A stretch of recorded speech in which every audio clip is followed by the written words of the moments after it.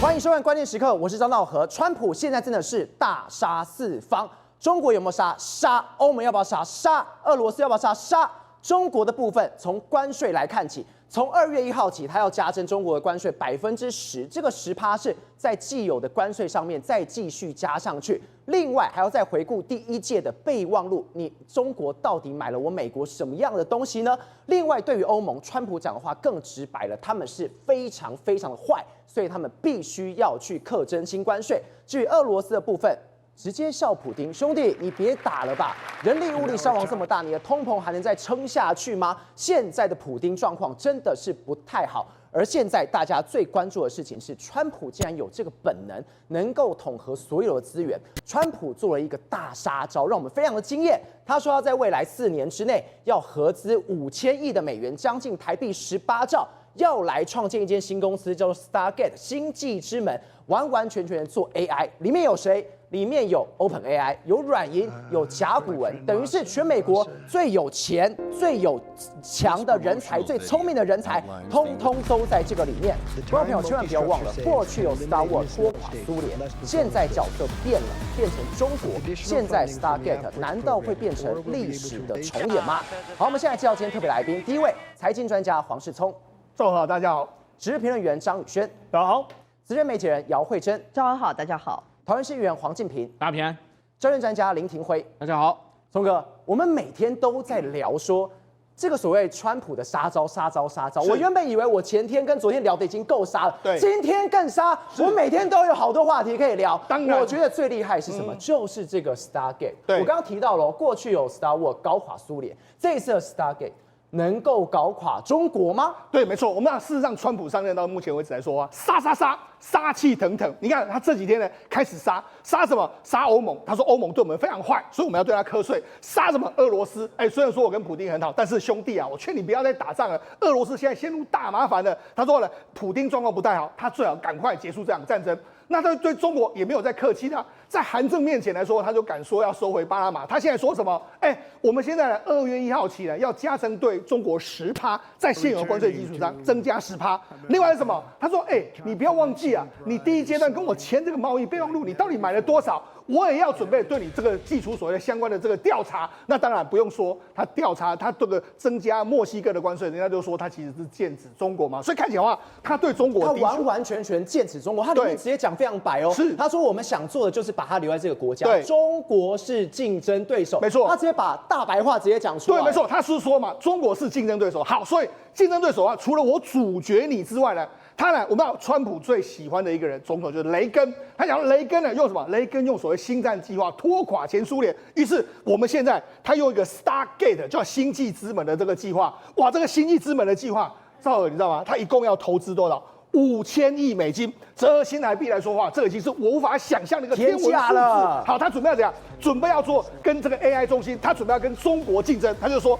我们要做的就是把它留在这个国家，就是把这个 AI 中心留在这个国家。中国是竞争对手，其他国家也是竞争对手。我们希望进入这个国家，而且我们证实可以使用。所以怎么讲？中国是我最重要的竞争对手，我要用星际之门击垮中国未来的发展。而且这里面完完全全都是大咖中的大咖，对，没错，软银啊、OpenAI 等等，甲骨文全部都齐聚站在那个地方，乖乖听川普讲，我们一起抗中。对，没错。好，我们就讲嘛，当年的这个雷根来说啊，1983年提出这个星战计划之后，这个前苏联跟着他之后呢，然后就一路垮了嘛。好，那我们讲，实际上这一次的川普，我觉得他真的非常的狠。为什么？因为他知道说，我美国要跟中国对抗，不是只有我川普的力量啊。他这次是什么？他这次是集合了美国所有最聪明的脑袋跟所有的富豪一起站在他身边跟中国对抗。为什么这样说？你看这一次里面来说，你看他这次这个所谓 Stargate 的计划有3个重要人物，一个是软银。软银代表是什么？他还是日本人还有中东的力量，还有甲骨文的 Edison， 这是美国的公司，还有 OpenAI 的这个奥特曼，3个人一共要投资5000亿美金。那你说只有这3个人站在身边？没有，我们再看他的这个就职典礼里面来说哈，你看我们当天有转播嘛，转播你就看到哇，那就职典礼里面库克在这边，对不对？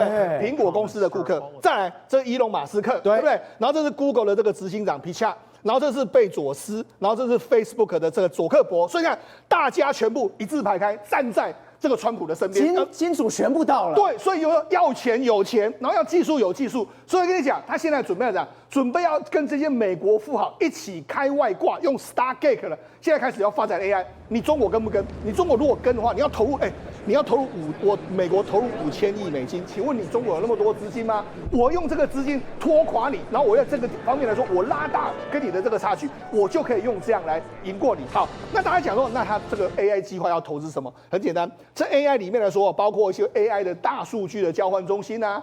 包括说 AI 光纤的网络的这个建制啊，然后包括说 AI 的运算中心、AI 的研究中心等等之类的，他们就说这个一共要可以为美国至少带来大概几十万个工作机会。那你知道，实际上不是只有这些公司在里面啦，因为这个所谓星际之门的这个计划里面来说，它会像一个磁吸作用哦，也就是把全球的最有力量的这个公司或人才或者很多资金全部都会吸到美国去，全部吸纳来了。对，为什么？你看很简单嘛，它推出这个所谓星际之门的时候，你看第一个时间里面美股就涨了。你看昨天晚上的这个辉达的股价，因为你星际之门要很多 AI 的东西嘛，那 AI 要买谁的晶片？当然没有辉达的晶片啊，所以你要辉达创了这个，它股价呢又往上冲，然后它的现在变成是全世界市值第一，赢过苹果嘛。好，那事实上今天的这个日本的股市也是大涨，你看大涨600多点。为什么大涨600多点呢？因为里面有个非常重要的公司叫软体银行。它今天涨了10%，孙正义去的时候，你看跟美国抱在一起的时候，股价大涨10%，连带你看，费城半导体也是大涨。那我们今天台股收盘嘛，我们收盘照理说，我跟他讲，我们过去台股在收盘的那时候，就要这个年终的时候，事实上都没有很好的这个行情哦。今天涨了200多点，为什么涨200多点？因为大家都知道说，你 OpenAI 你这个 Stargate 的投资下去啊，对台湾一定很好嘛。所以川普的一句话一个政策，对全球股市一起涨，太看好。对，那你看，那我们会跟着谁？当然跟着金主走嘛。对，会跟着想让我们能够发财的人走嘛。所以你看台积电今天股价也大涨，对不对？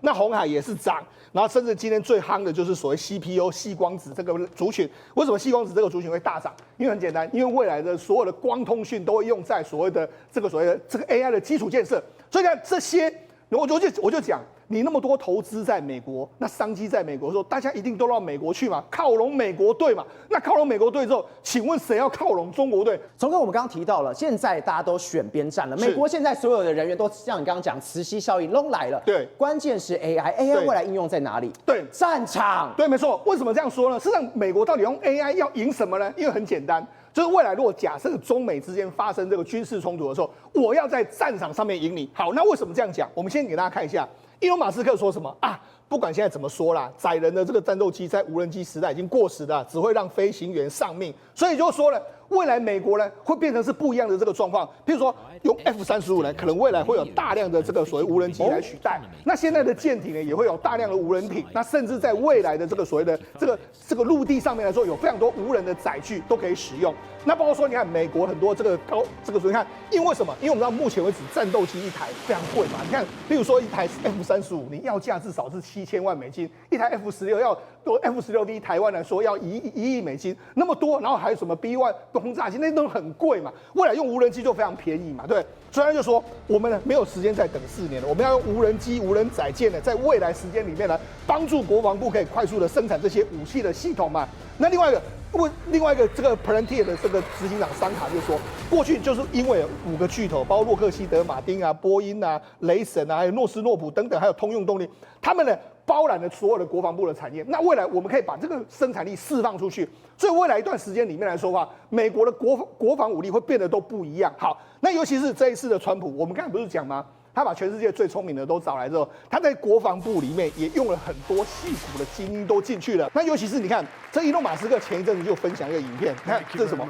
密密麻麻，你看密密麻麻都是无人机吗？对，都是无人机啊。他就说，你看这个 some idols are still building miniature fighter just like the F-35，就是意思什么意思呢？就是说，你看我有那么多的无人机的时候，请问你要一台 F-35干什么？因为你要 F-35上去的时候，我无人机群上去之后就可以干扰你啊，甚至我可以用很多方式攻击你啊。那你 F-35一台那么贵，我这些无人机几千台无人机加起来，搞不好都没你那么贵嘛。所以我就说它就是不一样。那另外包括说现在有非常多的这个无人机的这个我们台湾也购买了非常多的无人机嘛，包括什么这个猎杀式的无人机啦，或者说这种绞杀型的无人机，一大堆的这个东西嘛。那甚至呢，你看不只是这些伊隆马斯克他们投入之后，现在连他的儿子小唐纳他也担任这个无人机公司的这个顾问。这告诉你说，的确，川普的确铁了心要开始好好的发展这些所谓国防的相关的这个产业。这样除了这无人机的反应之外呢，这次其实很多人都说，他不是没有，他只对中国磕10%啊，那对墨西哥磕了25%，那看起来的话还是他对墨西哥还是比较严格，对中国比较对呀，对不对？但是我跟他讲。稍后我跟你讲，他其实磕墨西哥25%，他其实也是针对中国。哦，这10%跟25%，其实这个25%里面还有在打中国的。对，为什么这样说呢？因为你知道，事实上现在2023年呢，过去的一段时间，本来美国最重要的合作伙伴就是从中国输入产品嘛，可是2023年呢，变成是墨西哥超越中国，成为美国最大的伙伴。那为什么这样子？因为很简单，因为中国厂商也知道说我被你打，那怎么办？我就把我的工厂都搬到墨西哥嘛。你看很多这个洗产地，对，没错，很多什么太阳能公司啦、比亚迪啊，全部都到那个地方去嘛。所以等于是我用这个那因为美墨加是一个关税同盟，所以我在墨西哥生产是等于是美国商品嘛。所以用这样的方式，所以墨西哥很快的就变成是对美贸易的第一大国。那说实在，那些都是中国公司嘛。那我现在对你磕25%，对不对？25%，所以中招的是谁？中招的还是中国公司啊，所以我在跟你讲，他其实某些程度来说啊，他还是在打中国。那你说墨西哥知不知道？墨西哥总统当然知道啊。墨西哥就说啊，我们跟中国没有很麻吉啊。好，那你要证明你跟中国没有很麻吉啊。他前一阵子川普当选没多久之后，邵你知道他做什么吗？他去查这个他们的义乌城哦，也就是说在墨西哥有一个，你看这个东西，这东西是什么？就是墨西哥里面有类似这个中国义乌城卖那种小东西啦、小商品的，那其实他们都是中国人嘛。那我就去查了，就是这里，对，我就去查，就说告诉川普说，不，我们觉得你说我们在洗产地，我们要证明说不是，那我就把整个厂全部删掉，我就把这些都赶走，就把他赶走，就把他驱逐出境嘛，那就告诉你说，我们跟中国是残波高坠波劳嘛，所以我在说嘛，实际上你要讲。虽然川普嘴巴都一直没有说他要对付的第一个对象是中国，他只有说我把中国视为是一个竞争对手。但是你给我看得出来，他这刀砍过去的时候，其实砍到最后来说的话，那个真正中招的人都是中国。来，这名我们刚刚提到了，现在中刀的人全部都是中国，另外一个中刀是谁？是俄罗斯。我给观众朋友看一下，昨天川普他是怎么讲俄罗斯的普丁？他说啊，我认为这个不达成协议啊，他会摧毁俄罗斯，而且普丁啊，他做的不太好，他正在苦苦挣扎，24小时内结束乌克兰战争。Come on， 我还剩半天，我有机会的。我跟普丁很熟，普丁，你要不要想想看呢？那在这个普丁的过程当中，更有趣的是什么？他竟然跟这个所谓的习近平来视讯，视讯的过程当中，我第一次看到普丁，他竟然展开了笑颜，他不是很严肃，他不是非常的严肃、非常的凶悍吗？他看到好兄弟之后，他们两个现在在互相取暖吗？对，其实你可以看到这个川普就职之后呢，他在就职的时候提到了这个普丁。对普丁他是不假辞色的严厉批评啊，甚至有点显出不耐烦，还开玩笑说我只剩下半天，因为他只说24小时之内要结束这个俄乌战争嘛，然后还说这个普丁不赶快结束战事，他说俄罗斯经济很糟糕啊，通膨很严重啊，他不赶快结束这个俄乌战事啊，恐怕俄罗斯会被他自己摧毁。那可是你看到几个小时之后呢，就是川普就职几个小时之后，普丁竟然跟习近平两个巴里竟然视讯了。你看到哇，他微笑，你会觉得普丁那个笑容是硬盯出来的，还是好久不见的这个露出的微笑？你看两个用好久不见的老朋友，我最真诚的老朋友这样的。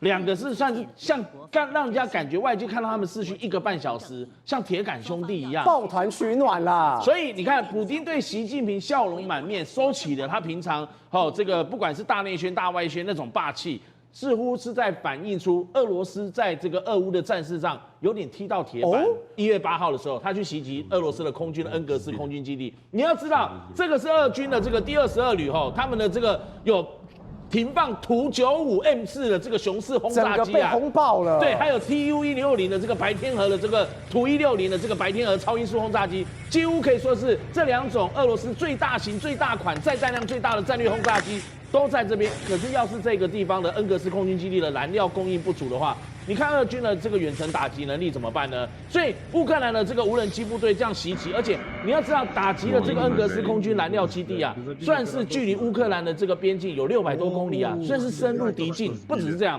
在上个礼拜4的时候，1月16号。你看，在俄罗斯的沃罗涅日的这个油库，对他的利斯金斯基的油库啊，又遭到了这个攻击，这是第2次了。这个利斯基油库呢，它是生产战斗机和进行现代化改装一个很重要的飞机工厂，结果没想到现场也发生爆炸。在16号上礼拜4之后呢，18号接着进入上周末，结果在俄罗斯的这个卡卢加柳季诺沃它的这个炼油厂也遭到了这个乌克兰的无人机去袭击，而且在那个地方你要知道，它有很多的这个油罐，导致那个油罐这个大的基地啊，一个一个接连的像爆炸这样子，整个就猛烈的这个起火。然后呢，到了也是同时间上礼拜6，1月18号。乌军的总参谋部也证实说，他们对俄罗斯图拉的这个地方德迪沃诺发动了这个空袭。当时这个乌克兰的无人机呢，去袭击那边有一个俄罗斯大型的国家储油的这个战备基地。这个地方除了石油之外，还有很多重要的军事物资。所以照你这样听起来，像乌克兰已经把俄罗斯的4大油库整个都轰翻了。是，所以就专门去打他们的后勤中心跟能源设施。而且到了这个1月20号的时候，这礼拜1，你看他又去袭击他的克山的这个军用机场跟飞机工厂，在那边呢也是有很多乌克兰他们想要袭击的目标，就是俄罗斯的这个战略轰炸机，那几个地方都是火光四射，而且都利用夜间袭击。但更早之前，我跟大家讲，乌克兰其实还袭击了这个夏卡姆斯克的这个炼油厂，都是几个，你看几个炼油厂几乎一个点一个点的全部都被乌克兰标注出来，这几个点呢，就是乌克兰想要拿下来打击的目标。这4大油库从2025年就今年元旦开始以来，乌克兰已经对俄罗斯的这几个能源设施啊，还有这个重要的基地和4大油库全面的这个它的突袭化。所以你让俄罗斯，当然普丁会急啊，他就防不胜防。甚至乌克兰的这个总统办公室他有讲说，接下来这1个礼拜就是川普就职之后呢，然后一直到川普上任，就是回到白宫之后呢，满100天的这个就职的日子，将是这个俄乌战事最紧张、最关键、最危险的这个日子。来，廷慧老师，我们刚刚有提到一个最关键的事情，在川普在讲普丁的时候，我觉得那一幕真的是太幽默了。川普在一边签行政命令，一边签完之后呢，他就跟着记者来回答相关问题，就说：“哎，普丁怎样？普丁怎样？”没想到这过程当中呢，我们想问的事情是，他根本不把普丁当成一个咖嘛？如果你今天讲普丁是一个咖的话，你就好好把话讲完就好。他今天是边聊天边做这个方式，现在完全吃定了普丁吗？对，知道川普在讲普丁的时候，他说普丁什么 in trouble， 就是代表什么意思呢？就是说你普丁现在再怎么样都高兴不起来，为什么呢？你战争发生之后一直到现在，俄军总共死了70万人啊。那打到现在来讲的话，还不知道哪个尽头嘛，对不对？现在来讲的话，似乎看起来啊，川普上来还说不定能够救一下普丁，也不一定。为什么呢？因为如果川普这边美国有意思要把这个战争结束掉来讲的话，当然泽伦斯基一定是听话的。那现在问题在于说，普丁这边来讲的话，能够给川普什么样的承诺？是不是刚好就给普丁一个下台阶哦？你看1月20号。这个川普就职之后，对，隔天1月21号，马上习近平跟普丁之间就有一个视讯对话。我都认为这个是两方来讲的话，心理上不安，你知道吗？视讯对话虽然是1个小时35分，但是你知道他们达成一个什么东西呢？叫做深化战略协作，坚定相互支持。通常我们看到中国人在讲话是这样子如果说你讲他坚持什么东西，代表说他本来就不坚持；代表说坚定的时候，代表就是本来不坚定。我很需要你啊！我很害怕说，我今天会不会被你出卖掉啊？什么叫出卖的概念？就普丁出卖习近平，习近平出卖普丁。你今天突然间来一个川普了之后呢？川普说未来最近来讲的话，可能要最近的机会就要跟普丁见面了。对，那现在已经在做安排了。我就问了一件事情，就是说我今天如果已经在跟普丁之间暗通款曲了，那你习近平知不知道普丁跟川普谈了什么条件？这2个人视讯的时候都在假笑，兄弟你不要卖我。是啊，不要卖我概念啊！后来你看到习近平在跟他通视讯的时候呢，习近平讲到一件事情，他说他跟普丁交代一下说，这个跟川普之间通电话的时候，通话内容是什么东西？也就代表说我习近平先告诉你，你可不可以顺便一下告诉我说，你跟川普之间讲什么东西？这种三角关系非常微妙，因为感觉好像双方来讲的话，习近平会不会出卖普丁，普丁会不会出卖习近平？所以这个观念来讲的话，是为什么会有这场视讯会议？我觉得视讯会议虽然双方看起来好像笑容满面了，但事实上这样，因为这一场视讯，我都认为可能是习近平要求跟普丁视讯的，所以普丁才心里那么爽啊，所以那么开心啊。习近平的心里忐忑不安，对，为什么没有安全感？对，为什么呢？因为习近平忐忑不安，中国这边要不知道你这个美俄之间会不会到最后就抱在一起了，那就要出卖我了，那我怎么办？而且接下来大家不是说他逮上的所有的内阁官员全部都是冲着中国而来的吗？那你今天如果现在美俄抱在一起的话，那全部都对付我，那我怎么办？所以你知道他讲说怎么叫做坚定相互支持，说我们要互相挺啊。我们不要说你被那个收买了，然后我被收买了怎么样，我们就没有互相挺。所以他讲的意思就是说我们要力挺，互相挺到底。但是你觉得国际政治是这样子吗？国际政治不是这样玩的，国际政治不是在讲情谊的，不是在讲什么亲爱的朋友，不是这个东西，是利益，那是讲利益的。所以如果今天普丁跟川普之间谈好利益来收掉这场战争。到时候美国全心全意的对付中国，习近平就不就惨了吗？所以这个视讯哦，看起来说好像在互道恭喜啊，过年也快到了，对不对？但是事实上不是这样子。事实上来讲的话，双方各有盘算，各有算计，主要的目的原因是因为他们双方都怕彼此都被对方出卖掉了。慧珍，真的，习近平真的是没有安全感嘛？他像个小女孩一样。怎么办？怎么办？你千万不要卖我嘛！这个视讯里面，感觉两个人挥手挥得很开心，挥得很愉快，好像抱团取暖一样。如果没有安全感下，表示什么？你中国后面早就烂透了。如果真的被卖掉，我什么都没了。是，我们有一句话叫“有钱他嘎大虾”啊，在中国是“有钱他嘎大虾”。那现在中国的问题是在于它本身的经济问题哦，看起来真的是会修狗了，问题一个比一个还要严重。也在这种情况之下，你会发现哦，就是在习近平这个部分呢，对外呢，其实对内本身已经有点动荡，对外看起来底气不足啊。一个国家的景气好不好，通常有几个一个指标非常重要，其中的指标什么石化业指标，还有这个炼油业指标。中国主要的3桶油，中石化、中石油跟中海油，这3桶油在过去20年哦，可以说是燃起整个中国经济火车头非常重要的一个指标。结果没有想到，竟然在2024年的时候，这最重要的指标竟然在几个数据上都全面呈现20年来首降。包括它的原油的进口量，包括它的产能利用率哦。这原油进口量下跌都在1.9%，你觉得1.9%还好啊？可是你不要忘了，它光是加工变成成品油这个部分，它的消耗量也是全年呈现一个衰退的现象哦。所以呢，这代表了什么？代表了中国内部自己本身这相关的一个原油的需求，还有它炼制成一个下游终端产品的也全面下滑。那另外一个产能利用率，我跟你讲，产能利用率是这样的，一个通常我会看哦，这个产业健不健康？如果这个产业它的产能利用率开到80%，代表的这个产业目前为止啊，包括供需方面是呈现一个均衡现象，获利是良好的。结果你知道，中国它的3桶油的产能利用率竟然降到多少？降到了75.5%，下降一点。可是最重要的是地方炼油，中国地方有很多小型的炼油厂、地方型的炼油厂这种，它现在降到50%以下，这代表它根本不赚钱。所以3桶油倒了，新3样现在也倒了，尤其是他们最屌的比亚迪也倒了。是，我们都心想说，比亚迪不是行销全世界吗？不是很厉害吗？对，把人家其他的日本啊，那个产油那个日本的这个销售大国都打趴了。可是你要知道，比亚迪现在惊爆个数字，天哪，它的所有隐藏的债务以及它总的债务竟然来到441亿美元，他不是自己才说只有37.8亿吗？在骗人。对，因为一个是负债，一个是应付账款，他把东西藏在里面啊，所以代表着呢，他未来可能短期之内1年或2年之内，简单讲一句话，欠供应商的钱啊，不被拿啊，所以他的其实总负债金额是相当惊人。所以就有人讲，如果连电动车的龙头的比亚迪都呈现这样的状况，那你想其他会怎么样？那我们刚刚不是讲嘛，他应该付的一些货款没有付嘛，或者是应该付的金额才太庞大，那是倒霉到谁？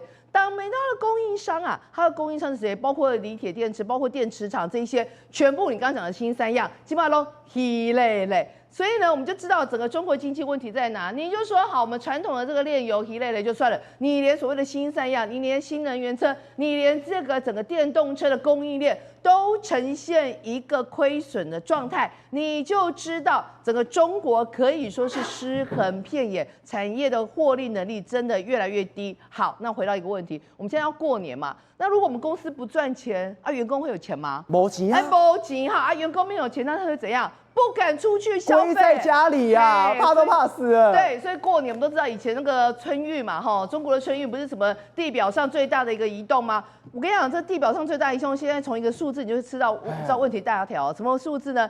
你看旁边那个女生笑得很开心，没有？她在讲什么？她说：“哎呀，我现在出去啊，随便都包场啊，有没有？我先出来，整条街都我包了。”然后这个女生更好笑，她说：“哎呀，真的不敢相信有这样子的奢华享受啊！我不过是买一个这个车位哦，就我们高铁的车位，我现在包车厢VIP 啊，他 VIP 啊，完全空荡荡。他整个就伪造，而且我竟然 VIP 啊，那以后谁真不好意思哦。所以你就知道，现在本来地表最大的一个春运哦，这个迁徙竟然变成摩狼。好，那你就说那没有啊，那个可能坐高铁很远啊，很累啊，我们就坐飞机。好，我们就来看飞机。飞机这也很荒谬飞机他们目前为止出来了，你知道？竟然价格都跌到什么程度？由杭州出发的，杭州到广州、杭州到北京、杭州到上海这些，竟然票价较去年同期衰退60%。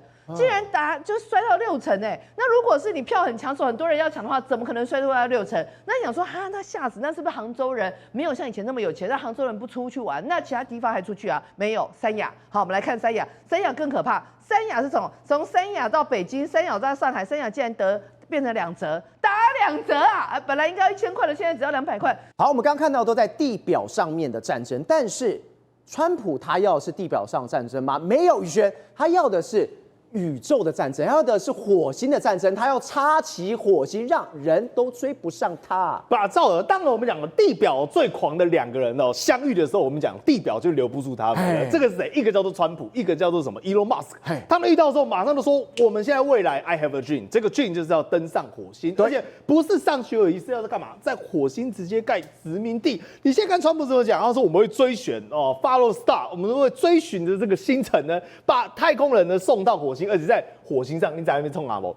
有钱人最爱做了插旗啊！这里是外地博嘛？你看当他今天我们讲在就职演说里面讲这一段的时候呢，Elon Musk在台下直接听到，一听到说上火星之后，我最开心。你知道吗？左边是什么吗？左边的打不红是川普，右边的打不红是我自己。我们一起呢往上飞升，一起呢飞到火星上面去。整个人我在台下高兴到不行啊！但如果说只有这2个就算了，不是哦。因为当然，他的 SpaceX 呢跟所谓的 Starship 这个计划呢，早就已经如火如荼的在安排跟运行了嘛。它甚至有3部曲，但这时候杀出一个程咬金。这个程咬金叫谁呢？叫 Blue Origin， 就是阿玛总的创办人，我们讲的贝佐斯说。我也要来跳起卡，然后说我现在也在很努力的积极研发呢相关的火箭的发射，而且各位啊，他不是开玩笑而已他最近呢发现一个叫做新葛伦的火箭首次试飞，那首次试飞呢马上就成功了，而且它的时间点呢跟川普所谓的我们讲的非常靠近，那你可以预料的是未来低轨卫星的战场，它有要跟所谓的我们讲的 Elon Musk 的竞争？要，当然也要啊。那火星的战场，包括火箭的战场，他也要。火星不敢讲啦，至少火箭跟帝国卫星的战场，他也要跟着抢嘛。对比 Elon Musk， 我跟你讲，各位真的紧张感就来了。当他的竞争对手被上去了，Elon Musk 最近也发射了我们讲第7次的这种试射，所以你知道发生什么吗？意外。变成火星变成流星雨，因为就有民众呢直接拍下说，不对啊，天空中怎么像是天女散花一样？就是这个，对，你看很漂亮好漂亮外太空有东西掉进来吗？不是，竟然是我们讲它发射的火箭解体了。所以你想想看未来如果说这2大巨头，对不对？贝佐斯呢跟我们讲的 Elon Musk。都在竞争所谓的太空战的时候，各位啊，这是良性竞争。为什么？这是 Elon Musk 他所绘来的一个蓝图。你看到他把整个火星呢，要想要当做一个殖民地，但他想的很方法就是说，你看他是不是有一个灶一个灶一个灶？代表他把所谓的氧气也想在里面。那为什么他最近呢一直在积极推广很多东西？比如说第一个新能源，对，那为什么要新能源？因为他确保说这个在太空中也能用，我不可能到太空去钻石油吧，对不对？所以我的新能源，比如说太阳能，甚至有一些电池储能设备，是不是在未来太空中也可以使用？再第二个 AI， 因为能够上去的人很少，所以最好是一个人呢，可能可以搭载，比如说10个、15个 AI。大家都看过《星际效应》嘛，对不对？最近我们要重新再播放一次，里面很关键的角色就是那个 AI 机器人，等于说它可以去陪伴人呢，去完成很多基础建设的建设。而最后呢，包括我们讲的 Starlink， 也就是星链上面的部署。所以呢，它会一环接着一环。所以马斯克做所有事情都是为了火星、新能源的特斯拉，包括 SpaceX 低成本的太空飞行，还有星链。你以为是在地球？没有，他早就把目标放到火星了。对，所以对他来讲，他前一阵子其实都有谈到特斯拉的问题，他说特斯拉其实已经不重要了，他玩腻了，你知道吗？对，原本大家我们讲，回到5年前、10年前有电动车，我们讲哇，好酷哦，新概念。这对他来讲，现在这个东西已经 old fashion 了。他的目标就是说，第一个，我先把低轨卫星部署完，然后当然现在贝佐斯要跟他竞争嘛。第二个呢，月球上我要设置所谓永久的太空站基地，那有这个永久太空站基地呢，做一个中继转介点，我才可以呢长期的发送我们讲的所谓的火箭也好啊，甚至有一些传送器啊，到火星上面去测试，说我跟它之间的距离以及它当中的可行性，甚至它的目标都非常远大。说什么？我要把呢未来的整个叫做月球给商业化。